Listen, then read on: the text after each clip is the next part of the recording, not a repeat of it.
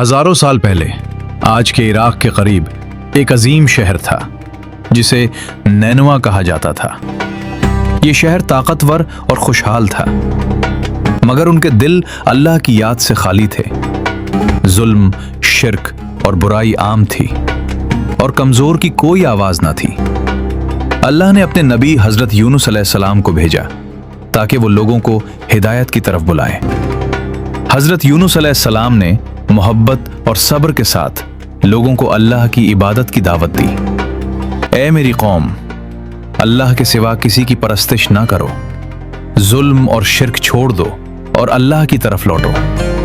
لیکن لوگوں نے انکار کیا، مذاق بنایا اور نصیحتوں کو نظر انداز کیا۔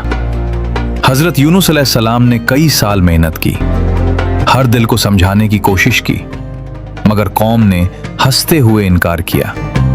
یہاں قرآن ہمیں سبق دیتا ہے کہ انبیاء صبر کے پہاڑ ہیں، لیکن انسان بھی ہیں۔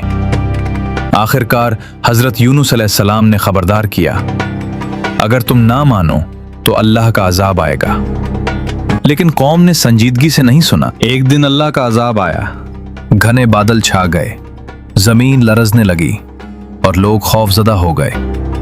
یہ پہلا نشان تھا کہ اللہ کے صبر کی حد ختم ہو رہی تھی۔ حضرت یونس علیہ السلام نے ہر ممکن کوشش کی، مگر قوم نہ مانی۔ دل ٹوٹا اور امیدیں ختم ہو گئیں۔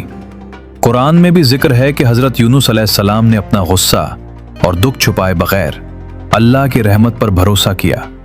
آپ نے شہر چھوڑنے کا فیصلہ کیا اور سمندر کی طرف روانہ ہوئے۔ یہاں قرآن کہتا ہے، اور آپ نے ایک بھاری بھرکم جہاز کی طرف پناہ لی، کوڑا ڈالا اور بدقسمت قرار پائے۔ سورہ صفات 141۔ جہاز پر شدید طوفان آیا، لہریں پہاڑ کی طرح اٹھیں اور جہاز ڈولنے لگا۔ ملاحوں نے کوڑا ڈالا اور حضرت یونس کا نام آیا۔ حضرت یونس نے خود کو سمندر میں پھینک دیا تاکہ دوسروں کی جان بچ جائے۔ اللہ نے ایک عظیم مچھلی کو حکم دیا کہ حضرت یونس کو نگل لے، مگر محفوظ رکھے۔ یہ امتحان تھا، نہ کہ سزا۔ قرآن میں ذکر ہے، اگر وہ اللہ کی تسبیح کرنے والوں میں نہ ہوتا تو مچھلی کے پیٹ میں قیامت تک رہتا۔ مچھلی کے پیٹ میں حضرت یونس علیہ السلام نے دل کی گہرائی سے دعا کی، لا الہ الا انت سبحانک انی کنت من الظالمین۔ یہ دعا قرآن میں سب سے طاقتور اور قبول شدہ دعا کے طور پر بیان ہوئی۔ یہ دعا ایمان، صبر اور عاجزی کا سبق دیتی ہے۔ اللہ نے حضرت یونس کی دعا قبول کی۔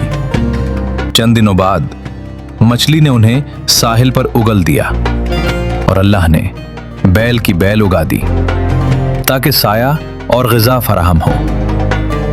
حضرت یونس علیہ السلام نے اپنی قوم کی طرف واپس سفر کیا۔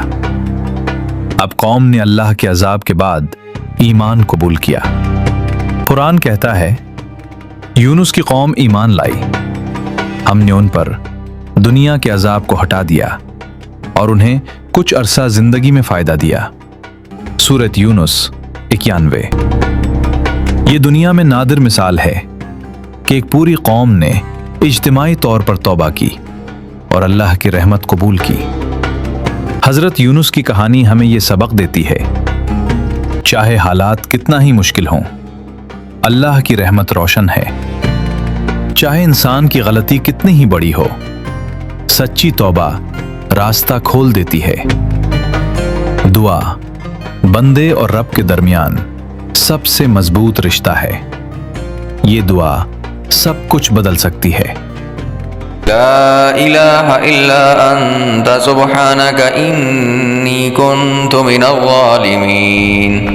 یہ دعا امید، روشنی اور زندگی کا سب سے بڑا سہارا ہے۔ حضرت یونس علیہ السلام کی زندگی اور آزمائشیں ہمیشہ ہمارے لیے سبق ہیں کہ اللہ کی رحمت کبھی دیر نہیں کرتی۔